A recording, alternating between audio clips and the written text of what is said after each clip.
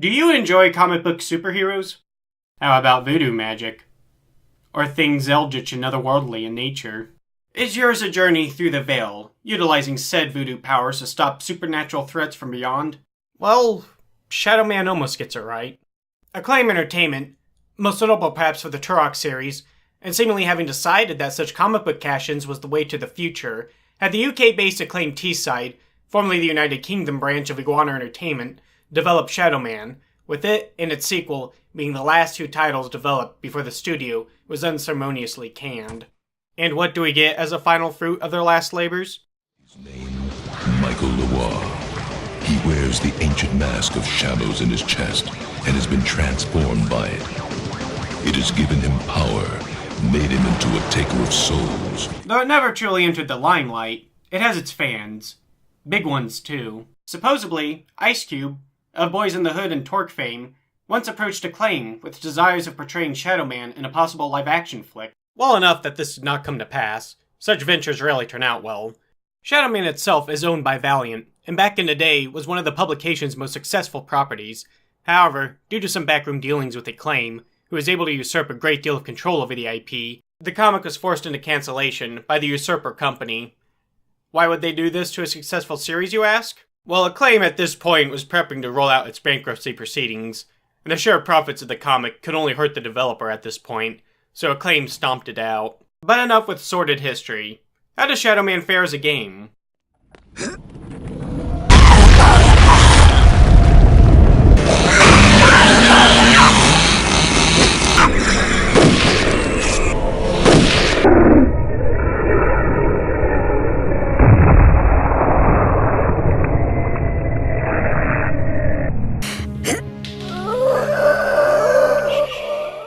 It has its problems.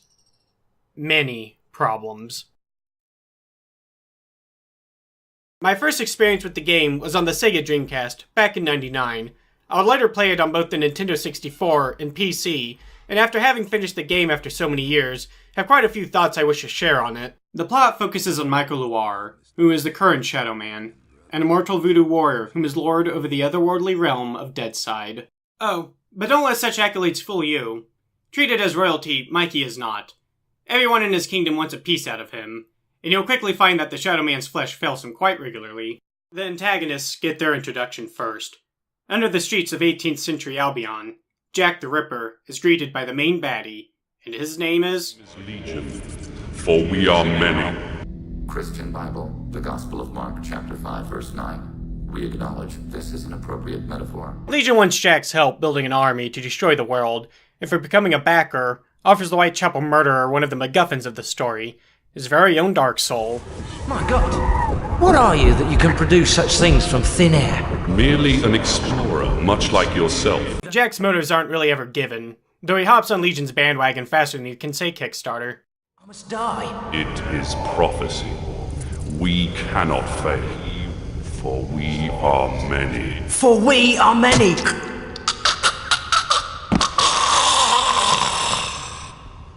Amen to that. The story then kind of buggers off for a while, as the forces of goodness are introduced. Shadowman himself proper, the nominally lying voodoo priestess Nettie, and this snake thing, Jaunty. He's Irish, I think. A bit too spooky for you, huh? Scaring the bejesus out of you, huh? Legion's minions, known as the Five, also get a brief intro, but they're not really important. Almost so much so that they're not even worth mentioning. However, the Five are the only other source of characterization the game has to offer. The game starts off in some swamp in Louisiana. This first area is essentially a tutorial level, with a bit of foreboding atmosphere thrown in. Huh? After a bit of spelunking, Michael meets up with Nettie, in a church of all places. Her real name is Agneta, and she's actually a 300-year-old voodoo priestess who stole the body of a disciple who betrayed her in ages past. Grimdark. It also turns out that the Mask of Shadows, the superhero object which turns Michael into Shadowman, was supposed to be worn like a normal mask, but for reasons whatever, Agneta stitched it right into his chest, so he can't ever remove it. More grimdark. Nettie gives the 411 to Shadowman, which is basically the Five are here, the end is nigh, and an immortal army is about to wreck the earth, unless Shadowman can nab all 120 Dark Souls for himself. She explains the Dark Souls a bit more, they're invincible, and how they're evil, and need to be kept away from some other evil. Nettie also warns against using them too much, but this doesn't manifest in any way, other than to provide emo fuel for Michael's reluctant hero character growth. Seems to me that everything I do just brings us nearer to apocalypse, to the end of all things. Okay. Let's just get this thing over with. You got my stuff? Right here. Finally, we're about to begin. But first, a surprise. A real scare, Mikey! Jesus, Luke! He's alive! Alive and in pain. Did your ears enjoy that? I know mine did. Worry not. That was the only real jump scare the game has to serve. Luke is Michael's younger brother, whose death he is responsible for, and thus serves as even more emo fuel. Luke is also center for the only subplot. Well, it's not really developed enough to call a plot. Let's call it a sub-thing, following the main story. The thing about this is, it ends up going nowhere, but we're gonna have to wait to discuss it. Once Michael has his kit, which is a gun and a bloodstained teddy bear, the adventure begins proper. Seemingly powered by his brother's blood, the bear is used to quick travel around, and is the main means to cross over to Deadside, which you can do immediately. In fact, Michael incessantly implores you to do so. I'm wasting my time here. I should just use Luke's bear and go Deadside. Which you may as well. There is some exploring to be had throughout the swamps, but you can't get anything done until later. Oh, if it so tickles your fancy, you don't have to use the bear to get to Deadside. You can get mauled by dogs, tail whipped by gators, even outright drowned, all of which gets you to the afterhood. However you decide to do it, Michael crosses over to Deadside, and the game immediately begins to work its magic. I am the Lord of Deadside, Shadowborn at the confluence of worlds to walk between. Lifeside is without the meaning that my partly living possesses here in Deadside, where the darkness is manifest at the edges of reason. As a god, I step forth upon the writhing, suppurating surface of the Deadside serpent. What sleep is here? What dreams there are in the unctuous coilings of the snake's mortal shuffling. Weapon in my hand, the arcing death blow at the end of all things. The horror, I embrace it. We're treated to these deliciously brooding monologues throughout the game. Make what you will of them. I personally find them cringy and campy in equal measure, and these go-getter writers attempt to develop Michael's character in a depressing atmosphere of Deadside in the first person, in the form of existential musings. It is hard to tell exactly what the writers had in mind as they were penning these at points. For instance, the horror is a line from the Heart of Darkness, which has nothing to do with Shadowman's story to any degree. I'm pretty certain it was just thrown in because it sounded cool. Anyways, Shadowman gets dumped right before the Marrow Gates. Interestingly, we're already presented with our first Dark Soul to collect, so let's get up there and nab it.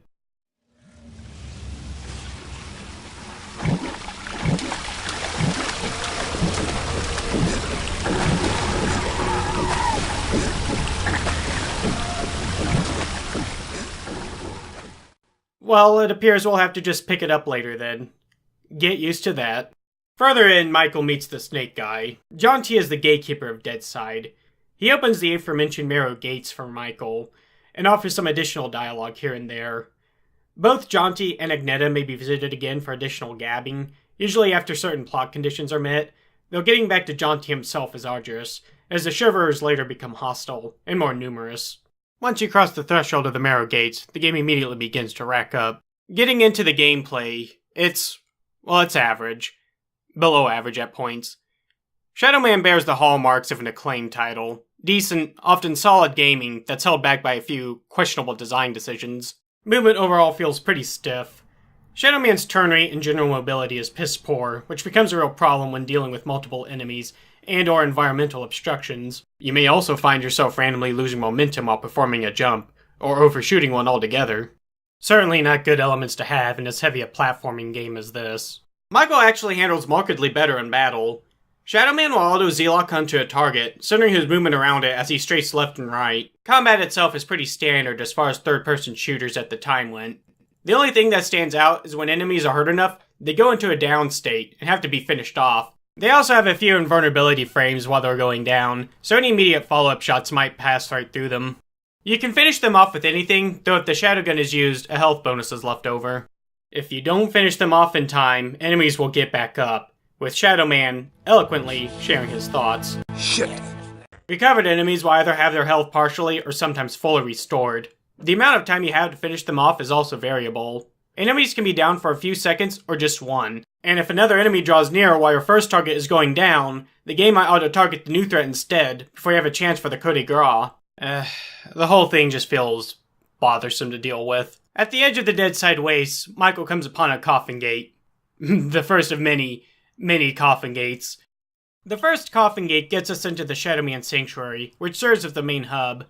Walkways called Paths of Shadows connect the hub to various locations, leading either to Asylum, the giant castle thing Jack is building for Legion, or one of the Sisters' blood temples. The first Dark Soul you can claim is found on the upper level, and it's needed to get through the second coffin gate. The number of Dark Souls Shadowman has determines his level. Oh, pardon me. His shadow level. Of course.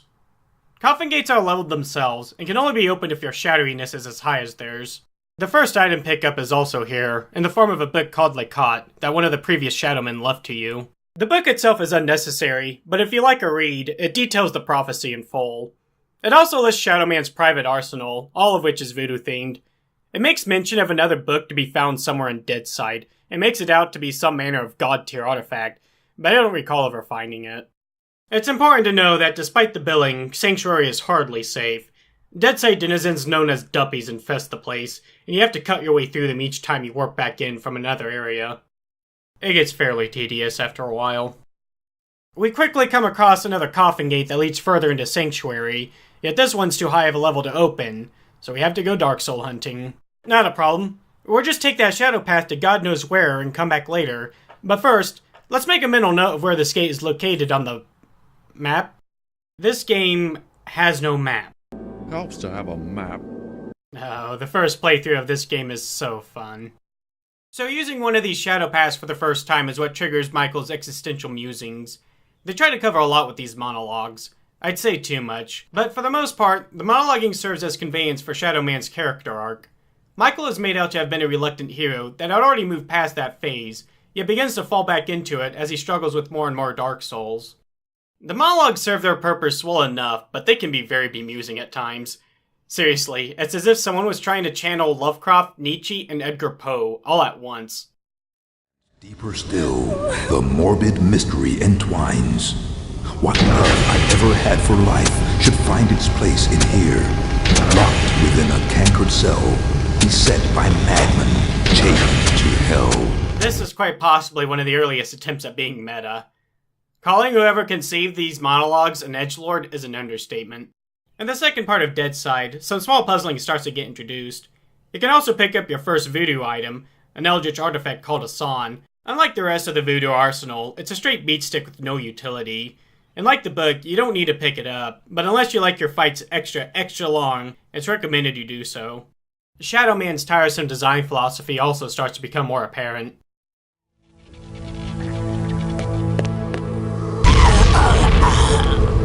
I have no idea where to go. I have been running around for almost 20 minutes looking for any means of egress. I happened to find this fiery section I missed on my first run through of the level. Finally feeling the gears of progress once more, I dauntlessly charge forward and... nothing. It just ends. Of course. I saw something back there, but there's no way to get to it now. Guess we'll just have to come back later. Let's discuss the blood temples. Well, they aren't Zelda temples, let's make that clear right away. There are 3 blood temples throughout Deadside. Technically 4, though it's part of the overworld. Each one must be completed to beat the game, as you need what's called a GAD to progress further. The progress, of course, being to backtrack and collect the Dark Souls you couldn't before. The GADs themselves are not important narratively speaking. I actually didn't even know about them on my first visit to the Blood Temple. I thought I was just collecting Dark Souls. The temples are more or less straightforward, though not everything is obvious at first. I had difficulty entering the first one as I didn't know how to get up to it. The switch puzzle is clearly demonstrated, no issues there. I just couldn't find another one of the blasted things for the longest time. Eventually I found out that these sections of wall I had just been running past could be destroyed, and that was only because of a misclick in the middle of a fight. Alright, fine. That's on me. That's on me. I figured these doors were critical somehow, but I just assumed I needed to open them with a switch hidden somewhere, as with everything else. I should have exhausted the easier possibilities first. However, this isn't the only time something like this happens. By the way, this is as complicated as the puzzling ever gets. The blood temples have little narrative significance, and the gads themselves even less so. They were built by the Ancients and guarded by the Sanguinary Sisters who are ancient servants of the Ancients, or something along those lines. We're finally in the Blood Temple proper, and it's a straight run through it, as all the others more or less. Really, there's nothing to them. You just pick up what Dark Souls you can. After having observed so much, one could probably conclude that Shadowman is Tomb Raider spliced with Zelda. An understandable, though certainly not accurate assessment. See, this game has a rather lackluster approach to its items and puzzles, neither of which have elements which change gameplay in any measure, nor are either truly integrated with one another. Yes, you need to collect and utilize certain items to progress, but it's not in the manner you're probably thinking. Of your actionable voodoo items, you only need the baton to beat the game. All else which is required is either passive in use or some variation of a key. And it remains so. When I say progress, I mean collect more Dark Souls. There are simply no puzzles which directly or indirectly impede your path. You'll never use an item such as the Martu to open the door to the next room, or access an important area with a switch or the like. Making matters worse is that several of the items aren't even all that useful as weapons. Onsang and Martu are the only items with any real, albeit situational, functionality, though I believe they're better off for this. The rest of your voodoo arsenal is really only good for collecting Cadeaux. Well, scratch that. There is one curious Dark Soul towards the end, where you need almost every arcana you have in order to collect it. I know not why this Dark Soul is so special, but for some reason they really decided to pull out the works for this one. It's almost like an actual puzzle. My biggest problem with Shadowman is that nothing feels like it was worth the effort to acquire. Even the Calabash, which is equivocal to a tactical voodoo nuke, leaves me wanting. And so disappointed am I now that I don't even feel like looking for the fabled Book of Shadows any longer. But the gads are the greatest offenders. At first they feel as if you're getting some new awesome power or ability that would change up gameplay in some way, or would otherwise make it more fun and exciting.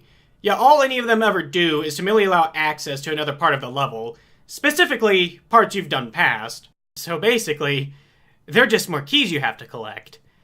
This game's closer to a third-person Doom than anything.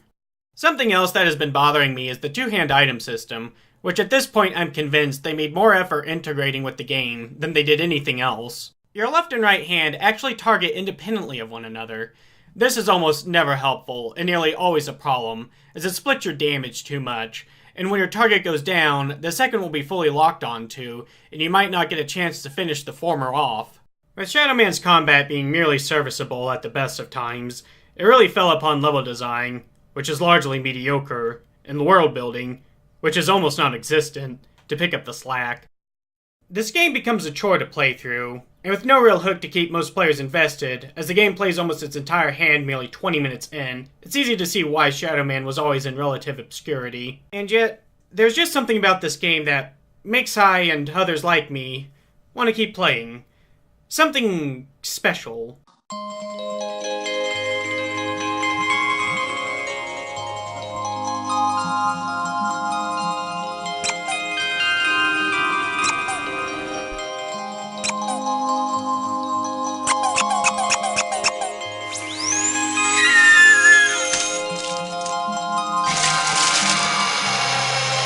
It's magical.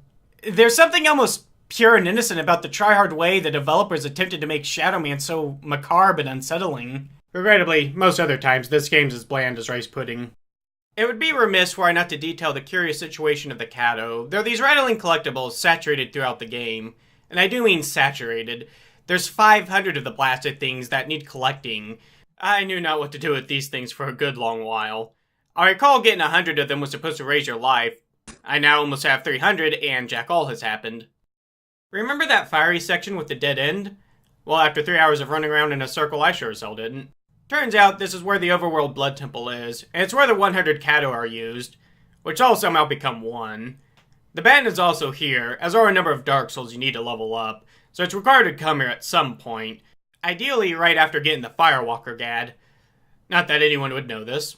If it was only needing the Gad to get in, even after the false lead, this would not need mentioning. But the temple itself is actually set up to be completable without the GAD. It's rather extensively designed with this in mind, and when you can finally enter the temple, all that intricate platforming is for nil, as you're immune to the primary hazard. I'm assuming that these sinking platforms were intended to lead inside the temple as well, so either they changed their mind at the last minute, or considering the other quirks of this game, quite possibly forgot to put them in. Now, I've said not much else about the plot. That's not by design, mind you. There just isn't anything to say. There's no consistent confrontation or development throughout Shadowman. It's not until you start going after the five does anything meaningful happen, and oddly enough, nothing that really involves the narrative. None of them are truly important to the story. Even Jack's only tangentially integral to the plot, and after you've ripped their dark souls out of them, they're worth less than nothing. You have to shut down Asylum's engine room to reach Legion and save Luke, but the controls to do so can only be reached through portals on Liveside, guarded by 3 of the 5, making the other 2 even less consequential than they already are. All of the 5 are reached through a mini-hub called the Cathedral of Pain, and require a special key, retractor, to reach their level of Liveside.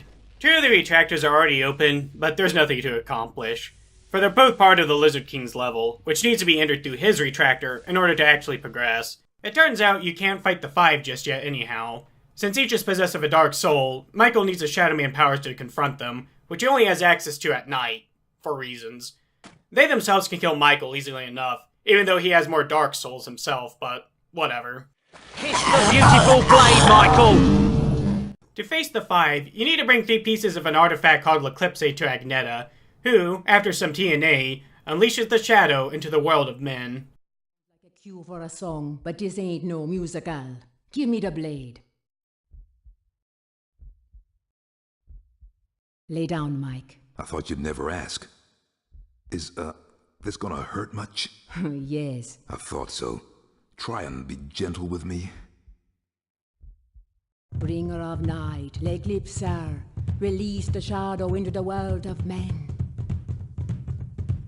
Le soleil, brother sun, la lune, sister moon, la lamb, the power that binds.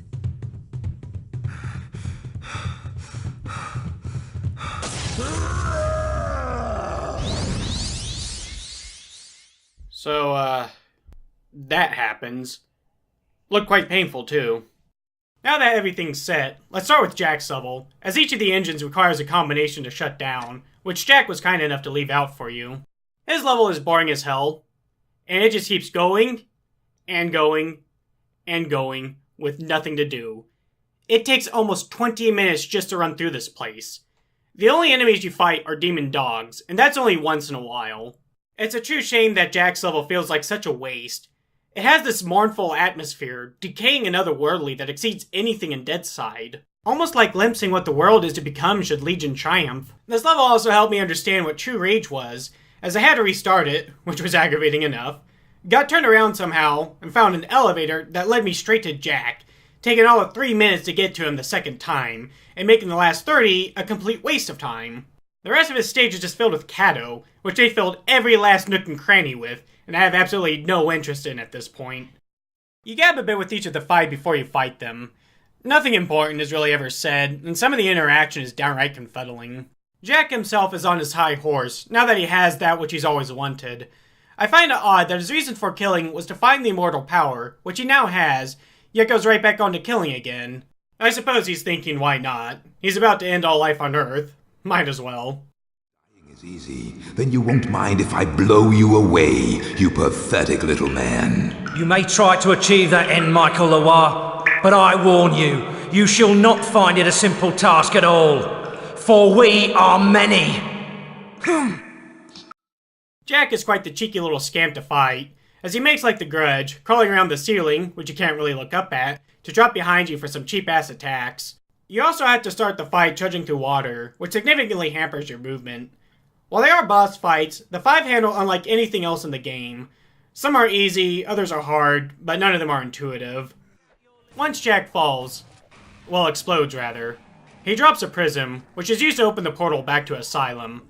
I believe Legion's army of true forms are supposed to use these portals to enter into Liveside, yet none of them look like they'd be able to fit through the things, so I don't know.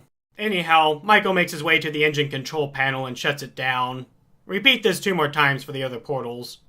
My first presumption of the 5 was that they were of major narrative significance, a manifestation of evil and its influences, representing the dark nature of humanity and its relationship to the world beyond. Their files, after all, paint a pretty terrible picture of them. Turns out the former is true, yet not the latter. We'll get to that in due time, but suffice it to say, it has nothing to do with the plot. No interwoven relationship or theme between that which we know as good and that which we know as evil. Nothing to do with Shadowman or Legion or even the Dark Souls. That's not to say none of the 5 leave any sort of impression. They most certainly do, with some being stranger than others. I know I said the 5 weren't worth mentioning, but the more I think about it, the more I find I have to say. Avery in particular is bizarre. I bid you welcome. Enter freely and of your own will. Like, why did he say that? That reference has nothing to do with anything. Nothing. I'm certain someone only threw it in because it sounded creepy. Well, let me clarify that. They thought it sounded creepy. Avery's level is not as long as the others, though it's convinced me that some of the developers were indeed trying to screw with their players.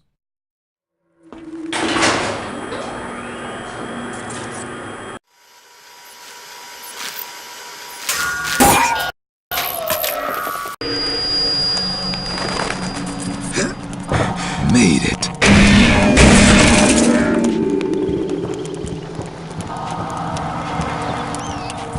Damn.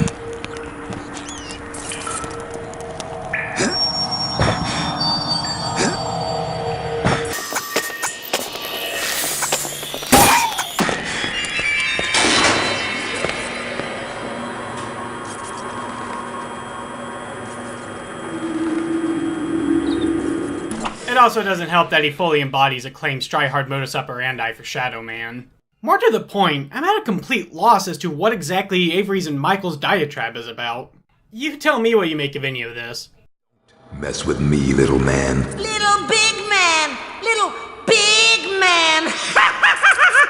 Didn't your mama never tell you? It don't matter how big. My mama loves me. She never loved you.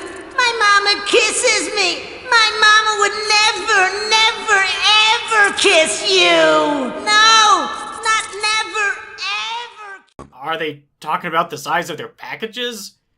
That's a very odd thing to be discussing with one's mother. Milton's another oddball who packs some serious firepower. I believe he's supposed to be a state's NRA gun nut. Seriously, he somehow managed an M60 inside a prison. He can't aim for shit with it. Some meta themes appear to have been involved at one point, as the exchange between Milton and Shadowman is particularly derisive, but this amounts to naught. What the hell you think you're doing, boy? I ain't your boy. Don't you get uppity with me. You trespassing on my property, I can call you anything I choose, boy. I didn't see no signs, fatso. That's cause you didn't arrive by the front door, did you? I don't need an invitation, fat man. I've been sent here by a higher power. I'm the only power around these parts, boy. You gonna find that out soon enough. You gonna find out what survival is all about. Just like a rerun of the Nam. It's Judgment Day for you and all your kind. This is the end, beautiful friend, for we are many. Beautiful friend, that's a very strange expression right there. Beautiful friend. Next is Marco. He's just, well, Marco. Hey there, brother, yo! What's happening, my man? Where the hell? Hey, gang! Hey, soul brother, good to see you. His fight's a complete throwaway, and he's easily the least important character to the story. Although, interestingly, he is the only other one to mention Luke being within Asylum, and that's the only other support to the subplot. The last of the 5 is the Lizard King. I know not what that title is supposed to infer. Your guess is as good as mine. His real name is Victor Batrikin? No matter. He awaits you on death row, but you have to saw your way through a Texas prison to get to him. It's also one of the stranger parts of this game.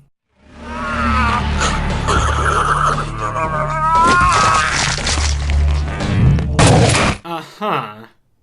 Where is this in the rest of the game? In contrast to Jax and Johnny's levels, you're pretty much putting something down every 2 seconds here. It's not exactly enjoyable, but it's something. There's a boss fight against a helicopter that comes out of nowhere. Personally, I feel it's a little less memorable than Snake's battle against the Hind D. Looks like we finally found the key we need. Oh, it's a key card. Even better. Wait a second, what? You're going to take the whole hand? Look, he seriously swipes the card by using the stump of the hand. Why are the life side levels so much more gruesome than anything in Deadside? There sure is some crazy shit going down there. LK is fought at the end of Death Row. As Legion's right hand and leader of the Five, you would think he would at least be the important one out of any of them. You would be wrong. Wasn't very nice, now was it? For I shall sit at the right hand of the Lord. Did you know that? For we are many. Were you aware of that? No, I didn't. It's not like it's your guys' catchphrase or anything. We are many. For we are many. For we are many. Victor is tanky as all hell. His fight's second only to Legion's in terms of length, but by no means is he hard. In spite of the King's slick moves, he's unlikely to hit you more than once. Drop him, pick up his prism, shut down his engine, then make your way into Asylum's core to save Luke and or confront Legion. I didn't bother to collect all the Dark Souls, by the way. Speak to me, kid. Hiya, Mikey. Glad you could make it. I've been waiting for you. I've been scared they were gonna catch me, that you weren't gonna come get me. Here, Luke. You should have known I'd always be there for you, bro. There were bad things in the dark, badder than the boogeyman. They did stuff to me, stuff I don't want to think about. Oh, God. I'm sorry, Luke. Hey, you want to hear a joke, Mikey? Sure. Once upon a time, there was a murderer and his victim walking hand in hand towards some deep, dark woods. The victim squeezes the murderer's hand real tight. He says, looking up pleadingly with big brown eyes, "I'm real scared, mister, of the deep, dark woods." Luke, what the hell? He sighs and he says, "You're scared? How the hell do you think I feel? I'm gonna be walking back through them on my own." What a terrible joke. Actually, that wasn't even really a joke. It was more akin to someone's crummy attempts at one of those creepypasta things. Surprise, surprise, Luke turns out to be Legion in disguise. I suppose this was meant to be an impactful and tumultuous moment right before the climax, had there been any real development towards it. Legion reveals all of his grand plan to Michael, how the prophecy was his own doing. You created the prophecy? Of course I did, you pillock. How he suckered Shadowman into collecting all the Dark Souls for him so he didn't have to, the lazy limey. Bastard. Thank you. Now I said that Luke's subplot ended up going nowhere, so this is what's up. Michael begins to fall back into reluctant hero mode, as he, quite rightly, believes he is responsible for the prophecies coming about, which has a very bad ending.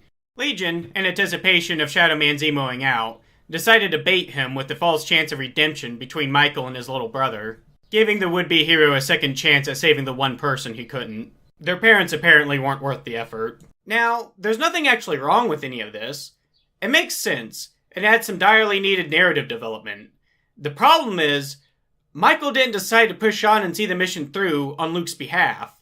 You want to know why Michael decided to see this through? The snake guy, of all people. Yeah, John D. more or less told Michael to get off his arse and grow a pair. Luke is not mentioned once by either of them during the pivotal conversation. Regardless, Michael grows weary of Legion's shenanigans. There can only be one Lord of Deadside after all, and so the battle begins.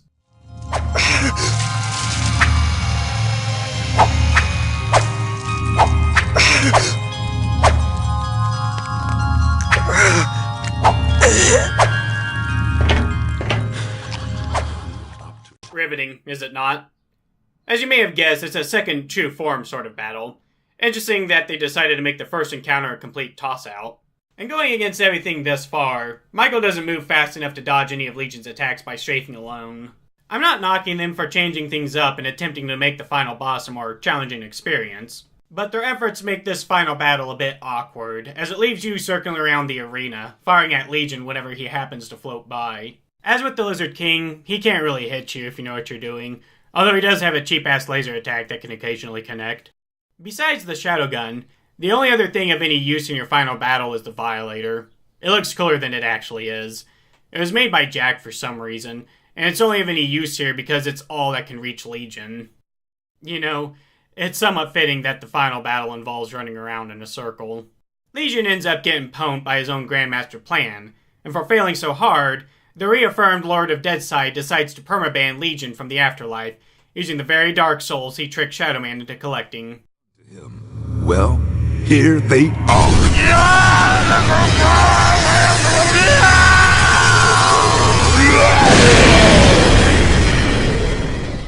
Legion gets vaporized, and Asylum begins to collapse in on itself.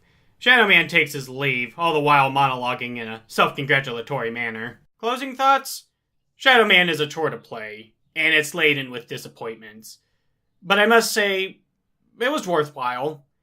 It could have been so much more. However, with the dire straits Acclaim was finding itself in, on top of a predisposition for not getting it when it comes to game development, Shadowman's potential suffered greatly as a result. I will say, the sound design of Shadowman is phenomenal.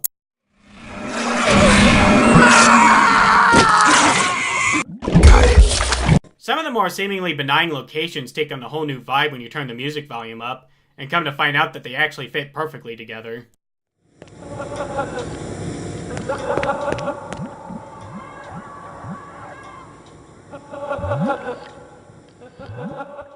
Shadowman needed more of this. But Shadowman needed more in general. Out of curiosity, and still feeling to play a bit more, I decided to go back and collect the rest of the Dark Souls, to see if it changed the ending or anything. It doesn't, but there's a bad ending if Legion happens to win the last fight. It's also the only time you can actually lose the game, which is interesting, narratively speaking. And that's that. Since I came this far and fully leveled up, I may as well pop open that 10 gate and see what's inside. From what I understand, its exact contents varies depending on which version of the game you're playing. Oh yeah. Uh-huh. This should be useful. Is that what I think it is? The fabled Book of Shadows? I finally found it after all this time? Oh, what dark secrets and forbidden knowledge must be contained within these unholy pages. So, what's the reward for all of my dark labor? A backhanded PSA. Worth it. I mean, just get a load of this. That's right, kiddos. Your heroes don't exist, but villains do. And they're poo heads. Don't be like them. Stay in school. Yeah, this left me speechless the first time I came across it. It's as if the game is slapping you across the face on your way out. Thanks for your money, sucker. Alright, now I'm just being facetious. I'm not saying any of this is unwarranted or even truly criticizing any of it, though I do believe that there's a time and a place for this sort of stuff, and I don't think this is either of them. It does put their mindset behind the 5 into better perspective. There's also a little sequel bait at the end there. Perhaps one day we'll make that journey together, but for now, more pressing matters are at hand. So please, if you enjoyed any of this, tune back in for my next installment. It'll be a good one. Bleeding heart liberals, time to dispense some justice. Until next time, beautiful friends. We are many. For we are many.